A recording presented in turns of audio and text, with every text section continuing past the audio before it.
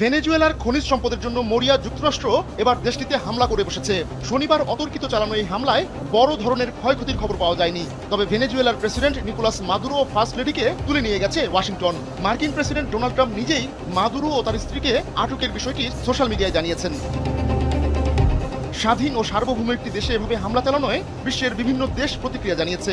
বিশেষ করে Latin America থেকে শুরু করে অন্য মহাদেশেও সমর্থন পাচ্ছে ভেনেজুয়েলা। তবে অন্যায় এই হামলার পরও ইউরোপীয় ইউনিয়ন সহ পশ্চিমারা পক্ষ নিয়েছে যুক্তরাষ্ট্রের। কাতার ভিত্তিক গণমাধ্যম আল জাজিরা এক প্রতিবেদনে তথ্য জানিয়েছে। কলম্বিয়ার প্রেসিডেন্ট গুস্তাভো পেত্রো এক্সে একাধিক পোস্টে ভেনেজুয়েলায় হামলার নিন্দা জানিয়েছেন। তিনি বলেন, শান্তি, আন্তর্জাতিক আইন ও মানবিক মর্যাদার সুরক্ষা যে কোনো সশস্ত্র সংঘাতের ঊর্ধ্বে থাকা উচিত। পরে তিনি ভেনেজুয়েলা সীমান্তে সামরিক বাহিনী মোতায়েনের ঘোষণা দেন। কিউবার প্রেসিডেন্ট মিগুয়েল দিয়াজ কানেল যুক্তরাষ্ট্রের পদক্ষেপকে অপরাধমূলক হামলা ও রাষ্ট্রীয় সন্ত্রাসবাদ হিসেবে আখ্যা দিয়ে এর তীব্র নিন্দা জানিয়েছেন।